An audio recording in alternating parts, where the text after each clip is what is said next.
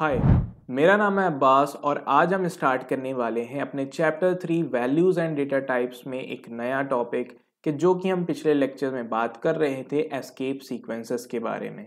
आज इस लेक्चर के अंदर हम उस टॉपिक एस्केप सीक्वेंस को आगे बढ़ाते हुए उसके सारे टाइप्स को इन डिटेल कोड के साथ प्रैक्टिकल इम्प्लीमेंटेशन के साथ बहुत ही डिटेल में समझने वाले हैं।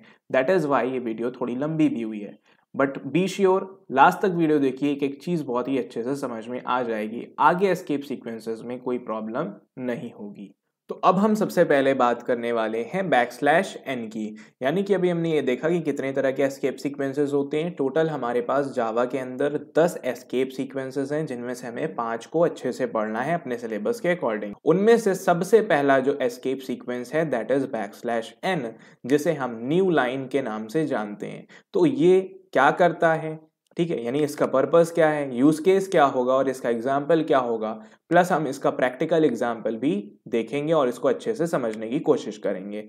तो यहाँ पर देखते हैं क्या चीज है। तो सबसे पहली बात अगर हम बात करते हैं कि बैकस्लैश एन का पर्पस क्या है, बैकस्लैश एन का पर्पस क्या है, तो बैकस्लैश एन का जो पर्पस है वो सिंपल सा है। ये कहता है कि मेरा पर्पस है कि मुझे वहां पर इस्तेमाल कर लो कि जहां पर तुम्हें लाइन चेंज करने की जरूरत पड़ती है। तो हम सिंपली यहाँ पर ये लिख सकते हैं कि इट चेंजेस द लाइन, या फिर हम ये कह सकते हैं कि it moves the cursor to the next line. कुछ बात समझ में आ रही है? हम दो बातें कह सकते हैं, हम ये भी कह सकते हैं कि वो लाइन चेंज कर देता है, हम दूसरी बात ये भी कह सकते हैं कि वो कर्सर को नेक्स्ट लाइन पर लेकर के आ जाता है। ठीक है, दोनों बातें वही कह रही हैं कि ऑटोमेटिकली लाइन चेंज तो हो जाएगी।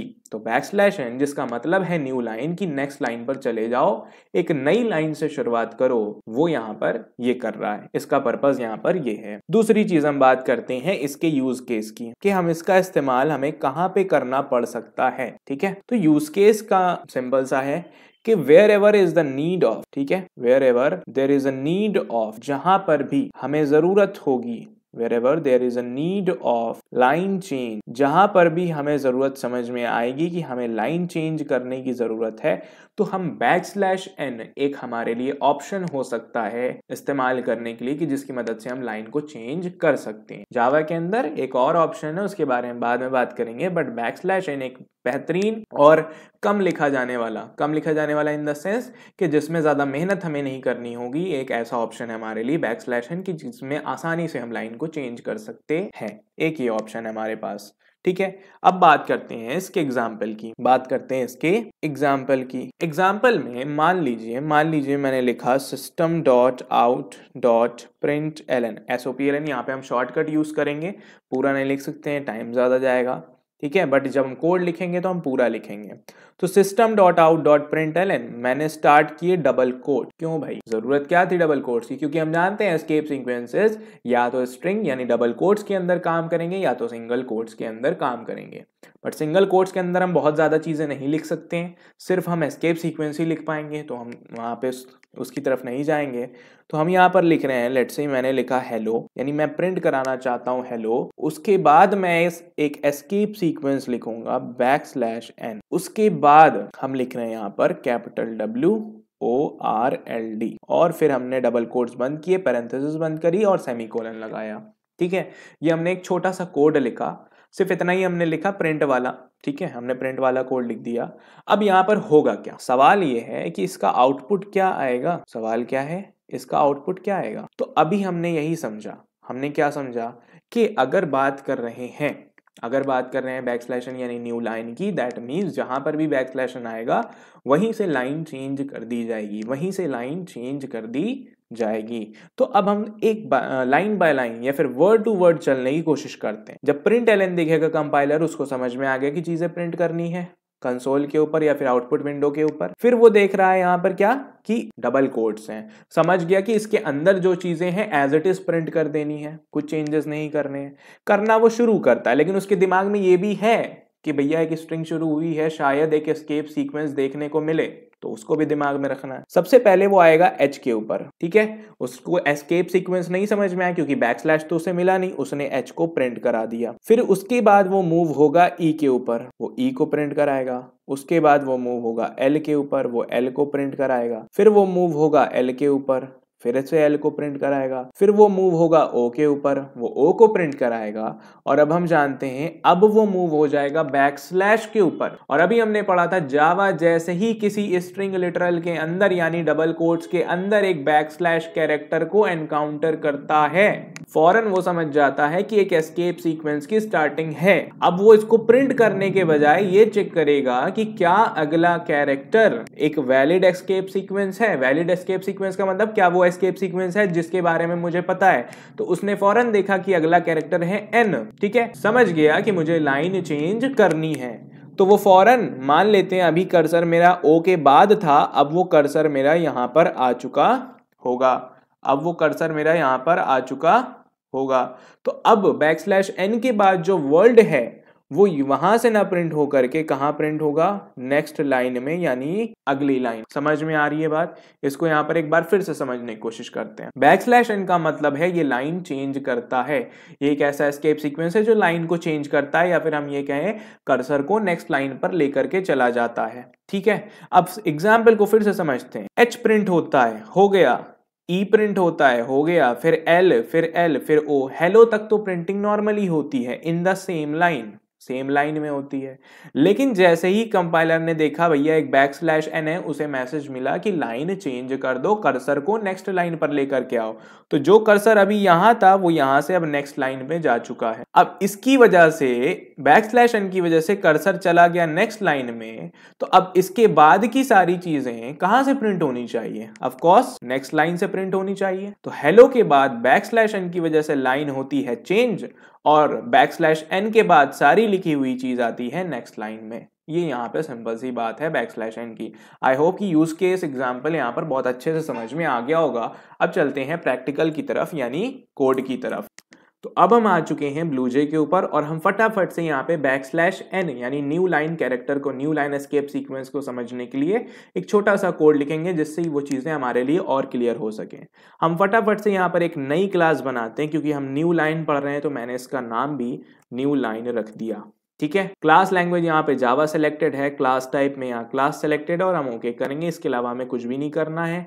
अभी हम देख रहे हैं इस फाइल के ऊपर डायगोनल लाइंस बन करके आ रही हैं, दैट मीन्स कि ये फाइल अभी तक कंपाइल नहीं हुई है। हम अंदर इसके जाते हैं, हमारे सामने बहुत सारा कोड पहले से लिखा होता है, हम इस कोड को रिमूव करते हैं क्योंकि हमें इसका भी कोई काम, ठीक है। अब फटाफट से क्या करते हैं, जो बॉयलर प्लेट हमारे लिए होती है, जो बॉयलर प्लेट होती है उसको फटाफट से हम लिख लेते हैं। बॉयलर प्लेट का मतलब क्या हुआ कि उतना कोड कि जिसके बिना हमारा काम नहीं चलने वाला है। तो यानी मुझे क्लास बनानी ही पड़ेगी, क्योंकि हम ऑब्जेक्ट ओरिएंटेड प्रोग्रामिंग पढ़ रहे हैं, तो क्लास तो बनानी ही है। क्लास के बिना यहाँ पे तो कोई काम नहीं होगा।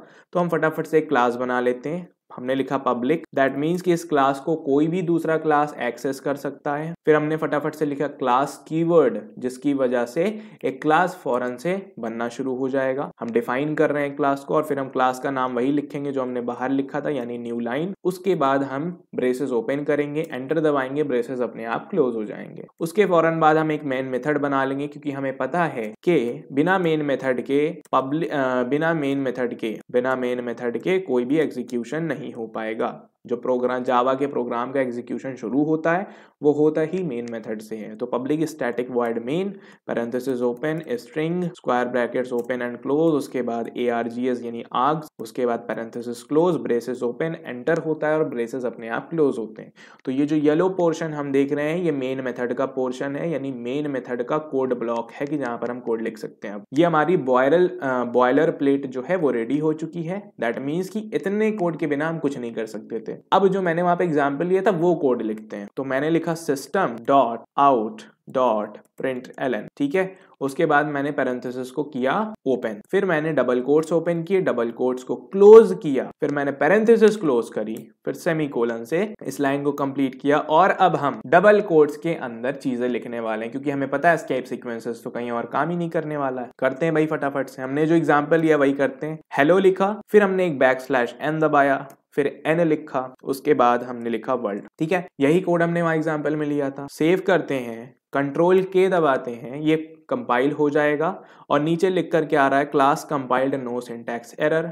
हम इसे क्लोज कर देंगे, क्लोज करने के बाद हम यहाँ पे देखते हैं कि डायगोनल लाइंस हट चुकी हैं, दैट मीन्स कि फाइल कंपाइल हो चुकी है। फिर हम राइट क्लिक करेंगे, उसके बाद वॉइड मेन स्ट्रिंग आर्क्स पर क्लिक करते हैं, मेन मेथड की कॉल होगी यहाँ पर और हम ओके दबाएं। ओके हमने दबाया और हमें देखने को मिलता है ये तो वही आउटपुट है जो अभी हमने कुछ देर पहले एग्जाम्पल में देखा था। हमने लिखा था हेलो, फिर बैकस्लैश एंड फिर वर्ल्ड, उसकी वजह से क्या हुआ, हेलो जो है पहली लाइन में आया, बैकस्लैश एन हमने लिखा था उसकी वजह से लाइन चेंज होती है और जो वर्ल्ड है वो नेक्स्ट लाइन में आ जाता है, जो वर्ल्ड है वो नेक्स्ट लाइन में आ जाता है। तो आई होप कि यहाँ पर बात क्लियर हो चुकी हो। अब एक और छोटा सा एग्जांपल देखते हैं यहाँ पर कि जिससे ये चीज क्लियर हो जाए। ठीक है, मान लीजिए कि मैंने क्वेश्चन दिया या फिर आपको कहीं क्वेश्चन ऐसा मिलता है कि 1 से लेकर के 5 तक के नंबर्स प्रिंट कराओ, 1 से लेकर के 5 तक के नंबर्स प्रिंट कराओ, शर्त ये है कि हर नंबर एक नई लाइन में आना चाहिए। शर्त क्या है कि हर नंबर एक नई लाइन में आना चाहिए। तो हमारा दिमाग काम करेगा, अच्छा अगर ऐसा करना है तो हम क्या कर सकते हैं, बैकस्लैश एन यानी न्यू लाइन कैरेक्टर का इस्तेमाल कर सकते हैं, आराम से हमारा काम हो जाएगा। हमें लाइन चेंज करानी होगी, हम लिख देंगे बैकस्लैश एन, लाइन चेंज हो जाएगी। तो इसके लिए हम यहाँ पर क्या लिख सकते हैं, बस हम इसी डबल कोट्स के अंदर ये जो हमने हेलो वर्ल्ड लिखा था इसको हटा देते हैं, हमने लिखा 1 तो 1 प्रिंट हो जाएगा। अब लाइन चेंज करानी क्योंकि अगला नंबर नेक्स्ट लाइन में आना चाहिए, तो हमने लिखा बैकस्लैश एन, फिर हमने लिखा 2, फिर हमें लाइन चेंज करानी क्योंकि हम चाहते हैं 3 अगली लाइन में आए, तो हमने लिखा बैकस्लैश एन, लाइन हुई चेंज, फिर हमने लिखा 3, फिर से हमने लिखा बैकस्लैश एन, लाइन हुई चेंज, अगली लाइन में आएगा 4, फिर से हमने लिखा बैकस्लैश एन, लाइन हुई चेंज और अब आ जाएगा 5 के बाद तो हमें जाना नहीं है, तो हम इसको फटाफट से कंट्रोल के दबाते हैं, क्लास कंपाइल हो जाता है, कोई सिंटैक्स एरर नहीं आती। ठीक है, हम इसे क्लोज करते हैं, राइट क्लिक करते हैं, मेन मेथड कॉल करते हैं और यहाँ पर जैसे ही हम ओके दबाएंगे हमारे सामने आउटपुट खुल करके आएगा और शायद वही है जो हम करना चाह रहे थे। ओके दबाया हमने और हमें वही चीज देखने को मिली कि 1 पहली लाइन में, 2 दूसरी लाइन में, 3 तीसरी लाइन में, 4 जो है वो 4th लाइन में आ रहा है और जो 5 है वो 5th लाइन में यहाँ पर आ रहा। कोई दिक्कत है? बैकस्लैश एन की वजह से हर बार लाइन चेंज होती रही। हुआ क्या, उसने 1 को प्रिंट किया, तो उसको क्या पता चला, उसने 1 को प्रिंट, यहाँ पर देखिए जहां पर हम कर्सर लेके जा रहे हैं और थोड़ी देर रुक रहे हैं तो लिख करके आ रहा है न्यू लाइन डॉट मेन, यानी उसको समझ में आ रहा था कि हमको क्या करना है, नई लाइन पे चले जाना। ठीक है, तो यहाँ पर हमने 1 लिखा था, फिर बैकस्लैश एन लिखा था, उसकी वजह से लाइन चेंज हुई और फिर 2 अगली लाइन में प्रिंट होता है, फिर 2 के फौरन बाद एक और न्यू लाइन थी, उसकी वजह से फिर से 3 अगली लाइन में प्रिंट होता है। तो ये चीजें हो रही, बात समझ में आ गई है। तो यहाँ पर न्यू लाइन होता है खत्म। अब हम बढ़ते हैं next escape sequence, that is backslash T. तो अब हम बात करने वाले हैं next escape sequence which is backslash T यानी कि टैब। ठीक है, तो अब हम बात करेंगे टैब की। अगर हम बात करते हैं तो टैब एक ऐसा एस्केप सीक्वेंस है कि अगर हमने इसे कहीं पर भी प्रोग्राम में यूज किया, यानी प्रिंटिंग के दौरान अगर हमने इसका इस्तेमाल किया, तो इसकी वजह से आउटपुट में मुझे एक टैब स्पेस देखने को मिलेगा, यानी मल्टीपल स्पेसेस का एक गैप देखने को मिलेगा। तो यहाँ से समझ में आ रहा है कि हमें इसका इस्तेमाल वहां पर करना है कि अगर मैं मल्टीपल स्पेसेस एक साथ देना चाहता हूँ, और इससे ये बात भी क्लियर हो रही है कि हम इसका इस्तेमाल आउटपुट को फॉर्मेट करने के लिए बहुत ही अच्छे तरीके से और बहुत ही अच्छे अंदाज में कर सकते। ठीक है, तो अब हम सबसे पहले बात करते हैं बैकस्लैश टी के पर्पस। सबसे पहले हम बात करेंगे बैकस्लैश टी के पर्पस की। ठीक है, हम बात करने वाले हैं बैकस्लैश टी के पर्पस की, दैट मीन्स कि इसका काम क्या है। अब सिंपल सी बात शायद ये समझ में आ रही हो कि इसका पर्पस है आउटपुट की फॉर्मेटिंग। इसका मेन पर्पस जो है वो है आउटपुट की फॉर्मेटिंग। और हम ये भी कह सकते हैं कि अगर इसके डेफिनेशन पॉइंट ऑफ व्यू से इसके पर्पस की बात करी जाए तो ये क्या करता है, इट प्रिंट टैब स्पेस। ठीक है, ये क्या करता है, टैब स्पेस को प्रिंट कर देता है इन दी आउटपुट विंडो। जो भी हमारी आउटपुट विंडो होती है उस आउटपुट विंडो में ये टैब स्पेस को प्रिंट कर देता है। अब इस टैब स्पेस की बात करें तो यूजुअली बहुत सारे नॉर्मल, शायद बाय डिफॉल्ट जो कंप्यूटर में सेटिंग होती है उसमें ये 4 स्पेसेस के बराबर होता है। कुछ कंप्यूटर्स में ये 8 स्पेसेस के बराबर होता है। बट अगर हम चाहें तो अपने सिस्टम में इस सेटिंग को चेंज कर सकते हैं। दैट मीन्स कि हम खुद डिफाइन कर सकते हैं कि एक टैब दबाने पर, यानी जब मैंने सिंगल टाइम टैब की को प्रेस किया उसकी वजह से कितने स्पेसेस एक साथ आ जाने चाहिए। आमतौर पे ये 4 या 8 पे बाय डिफॉल्ट सेट होता है। समझ में आ रही है बात। इसके बाद हम बात करते हैं इसके बाद हम बात करने वाले हैं इसके यूज केस की। इसका यूज केस बड़ा प्यारा है। इसका यूज केस जो है वो बहुत प्यारा सा यूज केस है कि अगर मान लो पहला तो यूज केस यहाँ पे सिंपली समझ में आ रहा है कि आउटपुट की फॉर्मेटिंग के लिए इस्तेमाल होगा, ठीक है। तो wherever there is a need of, जहां पर भी हमें जरूरत पड़ती है, wherever there is a need of, जहां पर भी हमें जरूरत पड़ती है, किस चीज की जरूरत पड़ेगी, multiple spaces to be printed. अगर मुझे जरूरत है कि मैं मल्टीपल स्पेसेस को प्रिंट करना चाहता हूं, ठीक है, फॉर्मेटिंग के लिए, तो हम इसका इस्तेमाल करेंगे, multiple spaces to be printed. इतनी बात समझ में आ रही है। तो ये तो इसका यूज केस हो गया। अब फटाफट से क्या करते हैं, इसका एक एग्जाम्पल देख लेते हैं ताकि बात क्लियर हो जाए और फिर हम कोड की तरफ बढ़ते हैं। तो एग्जाम्पल की अगर हम बात करते हैं, तो एग्जाम्पल के तौर पे मान लीजिए मैं यहाँ पर एक सिंपल सा डेटा प्रिंट कराना चाहता हूँ और हमने कोड लिखा system.out.println, ठीक है। मान लीजिए एक बच्चे का नाम है, उसका रोल नंबर है और उसका फाइनल टोटल मार्क्स है, ठीक है। बच्चे का नाम है, उसका रोल नंबर है, ये उसका क्लास है, ठीक है। 3 कॉलम्स है, एक टेबल में हमको प्रिंट करानी है जिसका पहले कॉलम का नाम होगा नेम, दूसरे कॉलम का नाम होगा क्लास और तीसरे कॉलम का नाम होगा रोल नंबर। वो हम आगे पीछे भी कर सकते। तो उसके लिए हमें सबसे पहले टेबल का हेडर प्रिंट कराना होगा, यानी जैसे समझ में आए कि हाँ नीचे नाम है, इसके नीचे रोल नंबर है, इसके नीचे ग्रेड है। तो मैंने सबसे पहले लिखा नेम, ठीक है। अब मैं एक कैरेक्टर का यूज करूंगा, ठीक है। अब हम \t का यूज करेंगे। क्यों कर रहे हैं, ताकि जो नेम मैं लिख रहा हूं और उसके बाद रोल नंबर लिखूंगा उसमें एक अच्छा खासा गैप आ जाए, जो कि फॉर्मेटेड लगे। तो मैंने कहा नेम, उसके बाद मैंने कहा रोल नंबर, ठीक है। उसके बाद मैंने कहा फिर से \t। अब इस बार \t क्यों, क्योंकि रोल नंबर के बाद हम ग्रेड लिखने वाले हैं, क्लास लिखने वाले हैं, तो उनके बीच में भी एक वही यूनिफाइड गैप होना चाहिए कि नहीं होना चाहिए कि जितना हमने पहले दिया था। तो उसके लिए हम क्या करेंगे, \t लिखा और उसके बाद हम लिख देते हैं यहाँ पर क्लास या फिर ग्रेड लिख दें जो आपका। उसके बाद यहाँ पे मैंने कोट्स बंद किए, पैरेंथेसिस बंद करी और सेमीकोलन। तो इसकी मदद से ये हो जाएगा। एक और काम थोड़ा सा और कर लेते हैं, एक और बार system.out.println और इस बार एक बच्चे का डेटा भी प्रिंट कर लेते हैं। मैंने कहा बच्चे का नाम था लेट्स से जॉन, ठीक है। और फिर मैंने कहा भाई \t कर दो, क्योंकि अब बच्चे के नाम के बाद रोल नंबर के बीच में स्पेस होना चाहिए ना, जैसा पहले ऊपर था, ताकि एक टेबल लगनी भी तो चाहिए कि हमने टेबल बनाई है। तो मैंने कहा बच्चे का रोल नंबर है लेट्स से 01, ठीक है। उसके बाद कहेगा ठीक है, अब हम चाहते हैं भैया रोल नंबर और क्लास के बीच में तो एक गैप होना चाहिए, तो हमने लिखा फिर से \t को और फिर उसके बाद हम लिखते हैं उसका class which is let's say 12 और उसके बाद हम कोट्स को बंद करेंगे, पैरेंथेसिस को बंद करिए और सेमी। अब सवाल वही जो इससे पहले वाले में था कि इसका आउटपुट क्या होगा। सिंपल सा इसका जवाब है, इसका आउटपुट क्या होना चाहिए, चलिए देखते हैं। सबसे पहले कंपाइलर आएगा यहाँ पर system.out.println, पहली लाइन में देखेगा भैया नेम प्रिंट करना है, नेम को प्रिंट कर देगा, कर दिया, नेम को प्रिंट किया।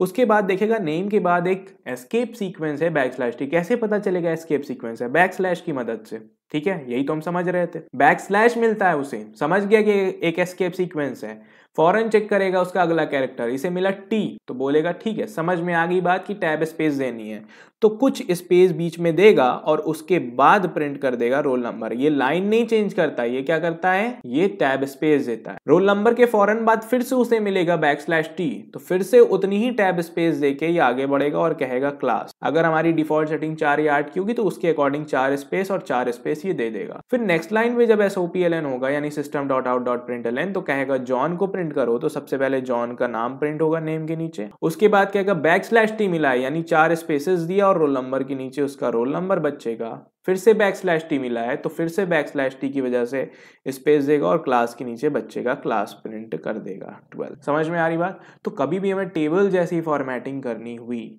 यानी ऐसी फॉर्मेटिंग जहां पे हमें मल्टीपल स्पेसेस की जरूरत पड़ रही है, तो हम \t हमारे लिए एक ऑप्शन होगा जिसको हम कंसीडर कर सकते हैं और जिसका हम इस्तेमाल कर सकते हैं। फटाफट से बढ़ते हैं और यहाँ से चलते हैं प्रैक्टिकल विंडो के ऊपर यानी ब्लूजे के ऊपर और वहां पर चल करके देखते हैं कि क्या हो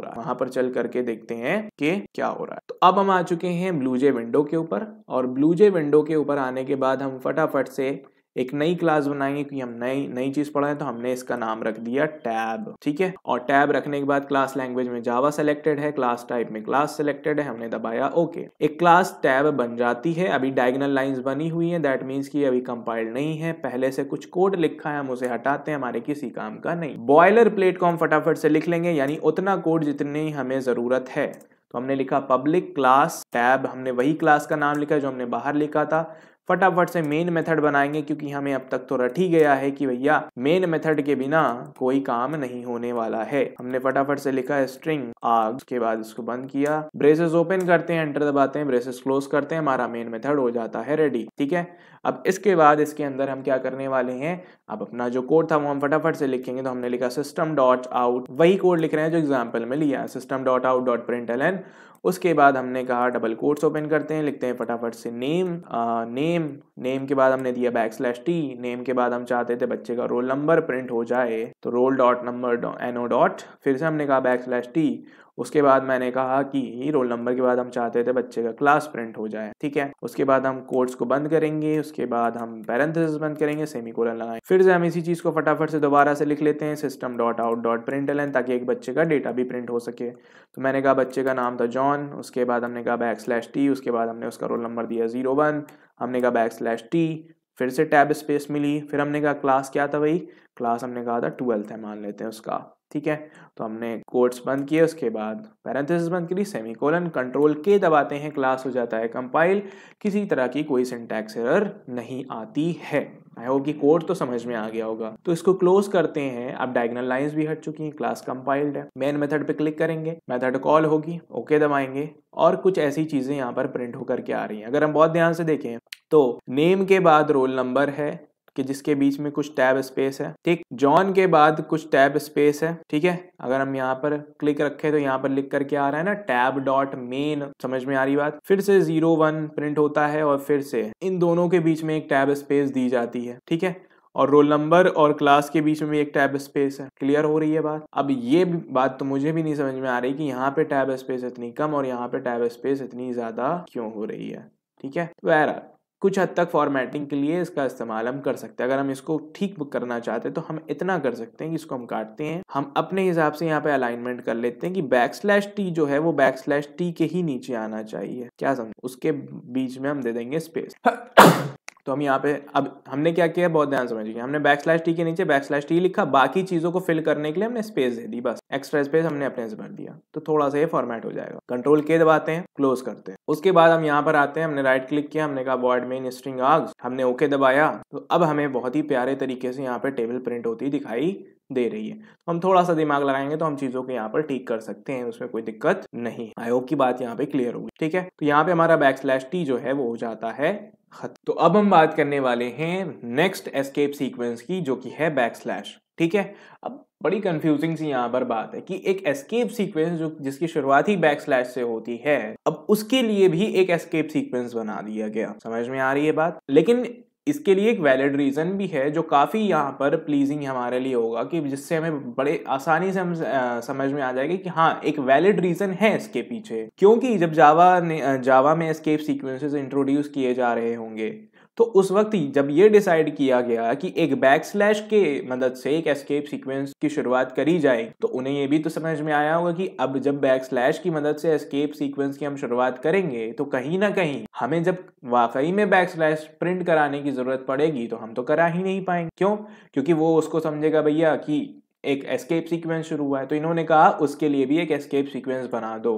तो ये हमारी वो कैटेगरी हो जाएगी कि जहां पर हम कुछ स्पेशल कैरेक्टर्स को प्रिंट कराना चाहते हैं, तो वहां पर हमें जरूरत पड़ेगी एस्केप सीक्वेंसेस की, जिसमें की है \। ठीक है, तो फटाफट से बात करते हैं इसके पर्पस की। अगर इसके पर्पस की बात करी जाए तो पर्पस यहाँ पर बड़ा सिंपल सा है, इसमें कोई बहुत बड़ी वाली चीज नहीं है। अगर मैं चाहता हूं, बस पर्पस इतना ही है इसका, to print \/ character in the output window. Output window में \/ कैरेक्टर को प्रिंट कराना अगर हमें पड़ गया, वहां पर हम इस \/ एस्केप सीक्वेंस का इस्तेमाल करें। समझ में आ गई बात। आई होप की क्लियर हो गई होगी। दूसरी चीज क्या है, पर्पस के अलावा हम बात करते हैं यूज केस कि क्या यूज केस होगा। तो यूज केस भी वही है भाई, यूज केस में भी कोई चेंज नहीं, कि जहां पर हमें जरूरत पड़ती है, wherever there is a need of printing the \/ character, वहां पर हम इस \/ एस्केप सीक्वेंस का इस्तेमाल करेंगे। तीसरा हम फटाफट से देखते हैं एग्जाम्पल इसका। एग्जाम्पल में मान लीजिए हमारे पास क्वेश्चन है कि प्रिंट, हमारे पास सवाल है प्रिंट करा के दिखाओ। आपने अगर आपके पास लैपटॉप है या सिस्टम है, या फिर सिस्टम नहीं भी है, मोबाइल फोन भी है, तो उसमें कोई दिक्कत नहीं है। तो कभी अगर किसी फाइल को ढूंढना होता है, कोई फाइल हमारे मोबाइल या सिस्टम में रखी हुई है, तो उसका एक पाथ होता है। पाथ होने का मतलब क्या है, अगर मैं लैपटॉप के या सिस्टम के पॉइंट ऑफ व्यू से बात करूं, विंडोज के पॉइंट ऑफ व्यू से बात करूं, तो मान लो हमारे पास लोकल डिस्क सी होती है, सी ड्राइव होगी, उसके अंदर हमने कोई फोल्डर बनाया होगा। मान लो हम पिक्चर कोई ढूंढना चाहते हैं, तो मुझे पता है कि इस लोकल डिस्क सी के अंदर पिक्चर्स नाम का फोल्डर होगा, उसके अंदर उस फाइल का नाम होगा जो मैं ढूंढना चाहता हूँ। ठीक है, मान लो कोई थंबनेल है, तो मैंने कहा thumbnail.png या jpg जो भी हम उसे ढूंढना चाहते। तो लेट्स से एक फाइल पाथ, प्रिंट दी फाइल पाथ, एक फाइल के पाथ को मुझे प्रिंट कराना। अब अगर आपने बहुत ध्यान से कभी किसी फाइल पाथ को ऑब्जर्व किया होगा, तो वो कुछ इस तरह से होता है, C::\\, ठीक है। उसके बाद मैंने कहा पिक्चर्स, ठीक है। उसके बाद मैंने कहा चलो पिक्चर्स में भी कॉलेज की पिक्चर होगी, कॉलेज नाम का फोल्डर हुआ, C:\\pictures कॉलेज, फिर उसके बाद पिक्चर का नाम लेट्स से freshers.png, इस नाम की फाइल थी मेरे पास। तो अब इस फाइल पाथ को प्रिंट कराना मुश्किल होगा हमारे लिए। क्यों? क्योंकि अगर हम बहुत ध्यान से यहाँ पर ऑब्जर्व करते हैं, तो जो चीज मुझे प्रिंट करानी है, एक तो मेरे दिमाग में सिंपल सी बात आएगी, अगर मुझे ये पूरी चीज प्रिंट करानी है, इसे एज इट इज स्ट्रिंग के अंदर यानी डबल कोट्स के अंदर डाल करके नॉर्मली प्रिंट करा देते, हो जाएगा। लेकिन दिक्कत कहाँ आएगी? दिक्कत यहाँ पे आएगी कि भैया बहुत सारे बैक स्लैशेस हैं यहाँ पर, तीन बैक स्लैश। अब दिक्कत हमारे लिए है कि जब भी किसी स्ट्रिंग के अंदर एक बैक स्लैश उसे दिखेगा, किसे, जावा को, वो कहेगा एक एस्केप सीक्वेंस की शुरुआत है। लेकिन बैक स्लैश के बाद P लिखा होना कोई वैलिड एस्केप सीक्वेंस नहीं है, ऐसा कोई एस्केप सीक्वेंस नहीं होता। बैक स्लैश के बाद C लिखा होना, ये भी कोई एस्केप सीक्वेंस नहीं है। बैक स्लैश के बाद कैपिटल F लिखा होना, ये भी कोई एस्केप सीक्वेंस नहीं है जो कि पहले से जावा में मौजूद हो। तो अब हमारे लिए दिक्कत है कि हम कैसे प्रिंट कराएं। उसके लिए इंट्रोड्यूस किया गया the back slash escape sequence, कि बैक स्लैश भी प्रिंट कराने के लिए उसके पहले भी एक बैक स्लैश लगा दो, तुम्हारा काम हो जाएगा। तो हम फटाफट से इसका कोड देखते हैं कि अब हमारा कोड क्या हो जाएगा। जो हम कोड लिखेंगे वो कुछ इस तरह से हो जाएगा कि system.out.println parenthesis open double quotes, यानी इन्वर्टेड कोट्स ओपन करेंगे स्ट्रिंग के लिए, सारी चीजें वैसे ही लिखेंगे C:, लेकिन अब एक बैक स्लैश जब आएगा तो हम लिखेंगे डबल बैक स्लैश, ताकि एक बैक स्लैश एस्केप सीक्वेंस की तरह काम करे और अगला वाला प्रिंट हो जाए। ठीक है, क्योंकि ये चीज तो यहाँ पर है हमारे पास। फिर हम लिखेंगे पिक्चर्स, फिर से बैक स्लैश आया तो डबल बैक स्लैश, फिर लिखेंगे कॉलेज, फिर से बैक स्लैश आया तो डबल बैक स्लैश, फिर लिखेंगे freshers.p और इन्वर्टेड कॉमा होगा ओपन, यानी कोट्स होंगे ओपन, सॉरी क्लोज। उसके बाद हम पैरेंथेसिस क्लोज करेंगे और उसके बाद हमारा सेमीकोलन आ गया। सवाल आउटपुट क्या आएगा? आउटपुट तो ऑफ कोर्स यही आएगा जो फाइल पाथ प्रिंट करनी है। अब फटाफट से कोड करके भी देख लेते हैं क्या वाकई में ये चीज होती है कि नहीं होती है। और अगर हम ये डबल एस्केप सीक्वेंस ना लगाएं तो एरर आता है कि नहीं आता, या क्या दिक्कत होती है, वो समझने की कोशिश करते हैं। फटाफट से हम बढ़ते हैं आउटपुट ब्लूजे के ऊपर। अब हम आ चुके हैं ब्लूजे के ऊपर और यहाँ पर हम फौरन से एक नई क्लास बनाते हैं बैक स्लैश नाम की। ठीक है, क्लास बन चुकी है बैक स्लैश नाम की। अभी डायगोनल लाइंस बन करके आ रही, दैट मीन्स फाइल कंपाइल नहीं है। हमने पहले से लिखा हुआ कोड हटा दिया, किसी काम का नहीं था। अब हम लिखेंगे बॉयलर प्लेट, यानी कि वो कोड कि जिसकी हमें जरूरत पड़ेगी ही पड़ेगी, जिसके बिना हमारा कोई काम नहीं। ठीक है, पब्लिक क्लास हमने लिखा, क्लास क्रिएट करते, क्लास का नाम वही बैक स्लैश कैपिटल B पहले, फिर BACK कैपिटल SLASH। ठीक है, उसके बाद हमने क्या किया, यहाँ पर इन्वर्टेड को ब्रेसेस को ओपन किया, क्लोज किया। फटाफट से मेन मेथड, क्योंकि उसके बिना तो एग्जीक्यूशन होना ही नहीं है, तो लिखा पब्लिक स्टैटिक वॉइड मेन, फिर हमने लिखा स्ट्रिंग आर्ग्स, उसके बाद ये हमने ब्रेसेस ओपन किया और क्लोज किए। अब हम कोड लिख सकते हैं। तो हमारा कोड था system.out.println, उसके बाद मैंने किया inverted comma open close parenthesis close, और हम इन्वर्टेड कॉमा यानी कोट्स के अंदर लिखने वाले हैं उस फाइल का पाथ कैपिटल C:. अभी हम क्या कर रहे हैं, अभी हम बैक स्लैश कैरेक्टर नहीं यूज करेंगे। ठीक है, यानी हम डबल बैक स्लैश नहीं लगाएंगे, हम गलत कोड लिखेंगे, देखते हैं क्या होता है। ठीक है, हमने लिखा बैक स्लैश, फिर हमने लिखा क्या था, पिक्चर्स, फिर पिक्चर्स बैक स्लैश, उसमें था फिर कॉलेज का नाम, कॉलेज का फोल्डर, फिर उसके अंदर freshers.png थी, freshers.png। क्या यहाँ पर कोई दिक्कत समझ में आई? नहीं, एरर अभी यहाँ पे नहीं दिखा रहा।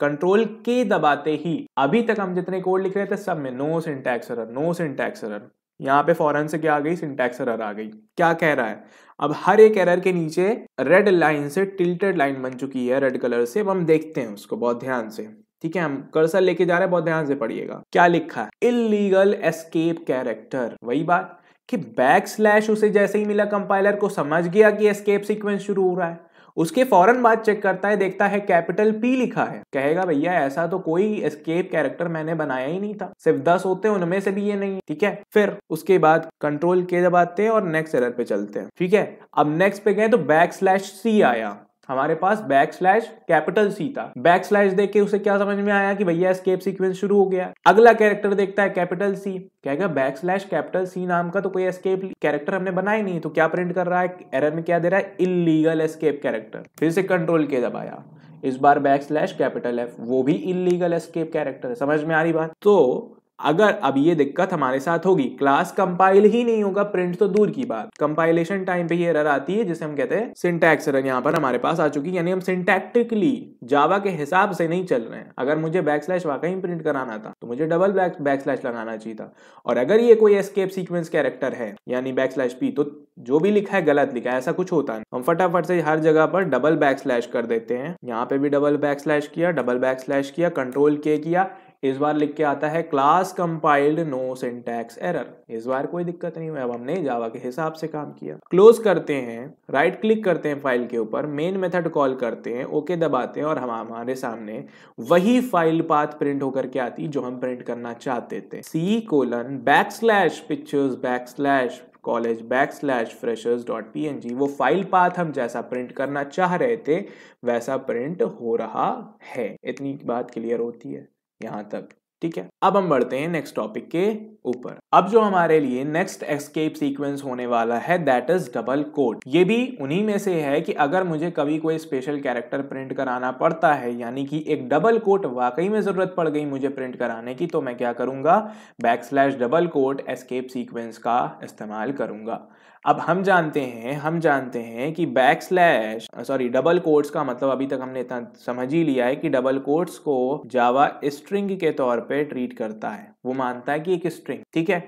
तो अब मान लीजिए, तो फिर ये हमारे लिए दिक्कत क्रिएट करे, तो हम क्या करते हैं, फटाफट से इसको इरेज करते हैं, ठीक है। इसको इरेज करने के बाद हम सबसे पहले इसका पर्पस समझने की कोशिश करते हैं कि डबल कोट्स का पर्पस क्या, ठीक है। पर्पस बड़ा सिंपल है, क्या इस्तेमाल है, क्या काम है, क्यों बनाया गया, सबका एक ही जवाब, to print the double quote character in the output window, ठीक है। अगर मुझे आउटपुट विंडो में, या फिर यूं कहूं कि सिंपली आउटपुट में एक्चुअल में एक डबल कोट कैरेक्टर प्रिंट कराने की जरूरत पड़ती है, तो फिर मैं किसका इस्तेमाल करूंगा, डबल कोट एस्केप लिटरल यानी एस्केप कैरेक्टर का इस्तेमाल करूं। समझ में आ रही बात, पर्पस ये हो गया। फिर हम बात करते हैं फटाफट से यूज केस की। भैया यूज केस क्या होगा, अभी यूज केस और पर्पस में क्या ही फर्क है, बात तो एक ही है ना, ठीक है। यूज केस तो यही कह रहा है कहाँ इस्तेमाल हो सकता है, use case wherever there is a need. समझ में आ रही है बात, जहां पर भी हमें जरूरत पड़ेगी, wherever there is a need of printing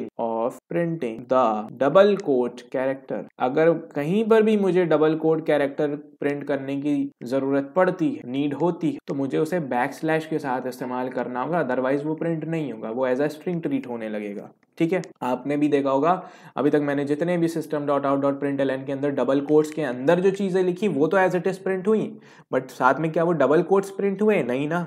तो ये दिक्कत है हमारे लिए, ठीक है। फटाफट से एक एग्जांपल देखते हैं कि जिससे हमें वाकई में एक असली यूज केस समझ में आ जाए कि क्या वाकई में मुझे ऐसी जरूरत पड़ सकती है। एग्जाम्पल में मान लीजिए हमने कहा प्रिंट दी फॉलोइंग, मैंने ये प्रिंट कराने कह दिया, प्रिंट दी फॉलोइंग। क्वेश्चन आता है कि इस चीज को प्रिंट करो, अब वो चीज क्या है, एक सेंटेंस हाय कोलन के अंदर डबल कोट्स के अंदर हाई लिखा हो, फिर कॉमा लिखा हो, फिर उसके बाद लिखा हो ही सेड, और फिर उसके बाद फुल स्टॉप। ये मान लो एक सेंटेंस है, इस सेंटेंस को मुझे एज इट इज प्रिंट कराना। हम यहाँ पे साफ साफ देख रहे हैं हाई जो है वो डबल कोट्स में, दैट मीन्स कि मुझे डबल कोट्स भी प्रिंट कराने। अब क्या करेंगे, ठीक है। थोड़ा सा इसको सिंपल करते हैं, ज्यादा कंफ्यूजिंग हो जाएगा। दूसरा कोई एग्जाम्पल ले लेते हैं। लेट्स से मैंने कहा प्रिंट कराओ, उल्टा कर देते हैं इसको, मैंने कहा he said comma inverted comma यानी डबल कोट्स और आई एम गुड।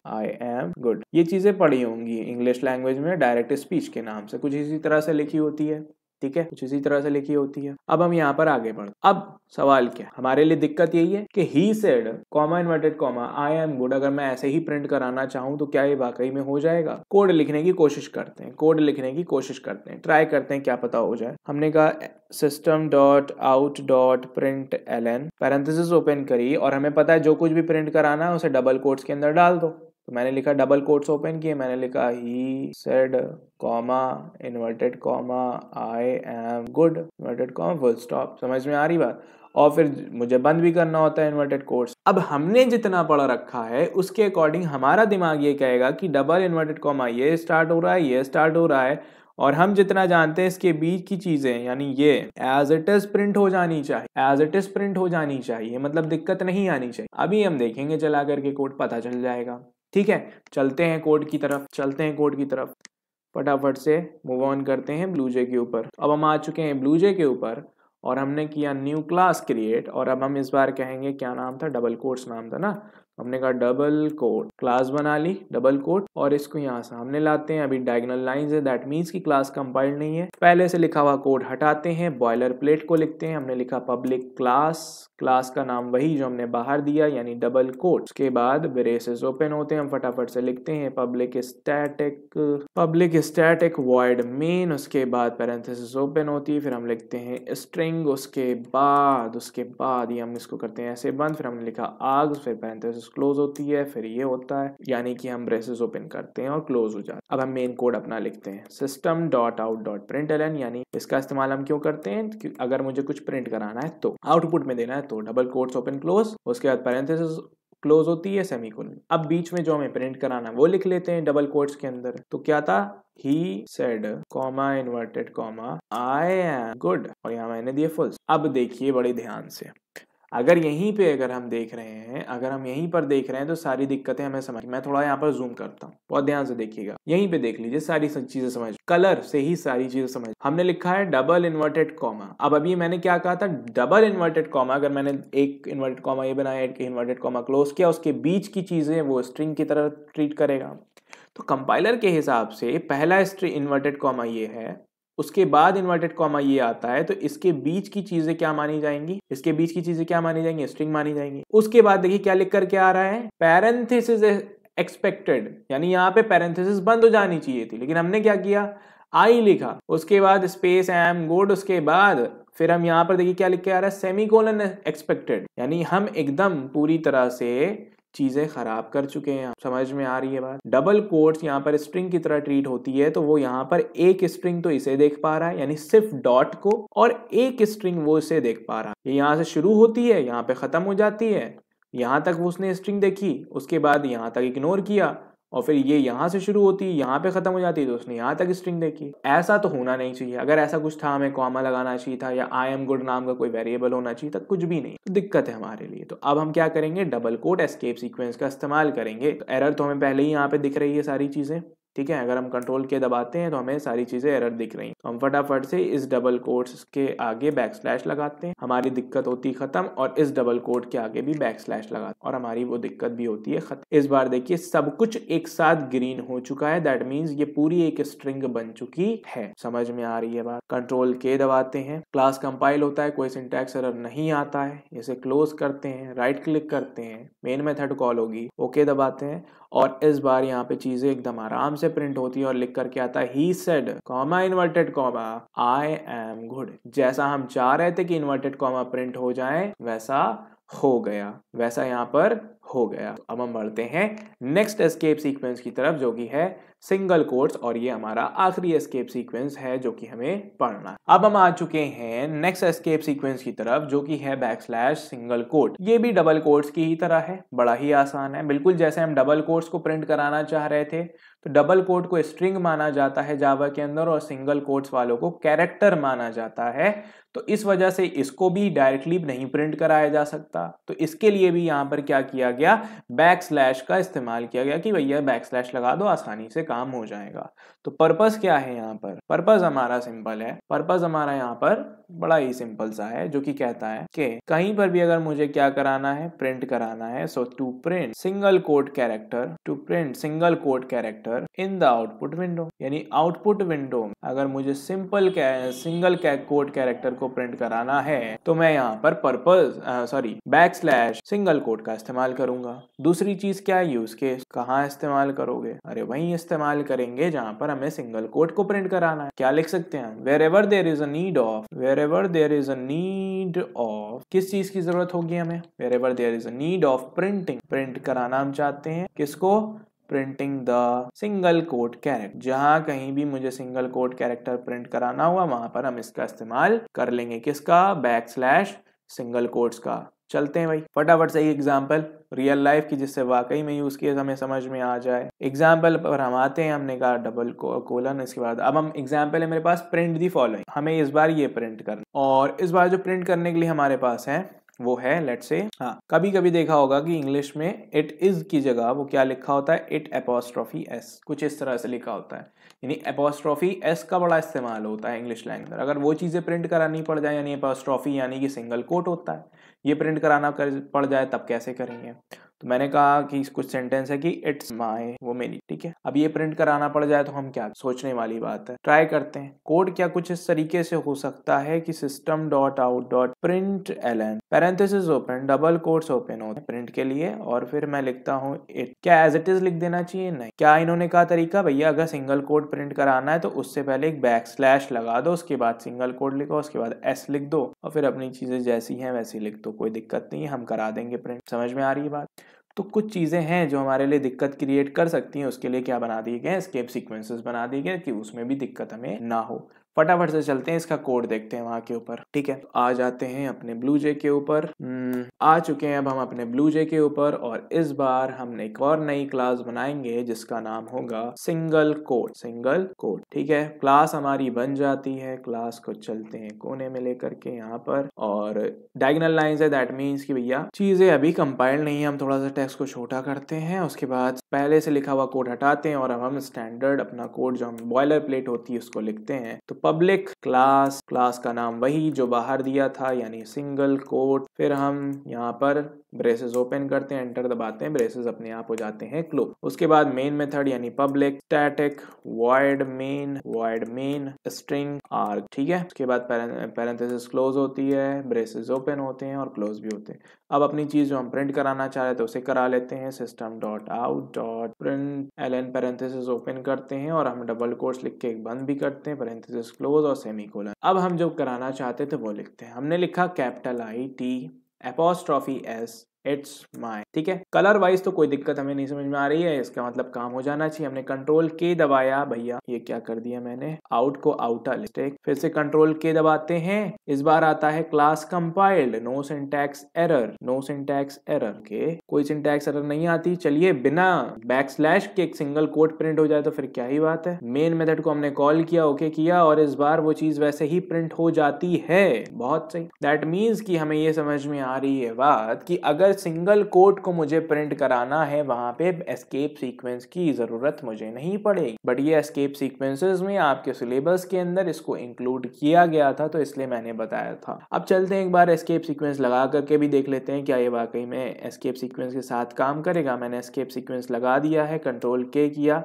एरर तब भी नहीं आती है, और अब मैं इसको रन करता हूं तो बस बैकस्लैश नहीं बना होना चाहिए उसके साथ, तब तो ठीक है, और नहीं बना है। दैट मीन्स कि एस्केप सीक्वेंस, सिंगल कोट नाम का एस्केप सीक्वेंस पहले से मौजूद है, और वो काम भी करता है जैसा कि हमने पढ़ा, ठीक है। लेकिन अगर हम ना भी लगाएं सिंगल कोट की केस में बैकस्लैश, तो हमारा काम फिर भी हो रहा है, कोई एरर हमारे लिए यहाँ पे नहीं आ रही, और नहीं आ रही है तो बहुत बढ़िया बात है, हमारे लिए कोई दिक्कत ही नहीं है। समझ में आ रही है बात, ठीक है। तो अब यहाँ पर हमारी सारी चीजें यानी कि सारे एस्केप सीक्वेंस हो जाते हैं खत्म, और अब हम बढ़ते हैं अपने नेक्स्ट टॉपिक के ऊपर।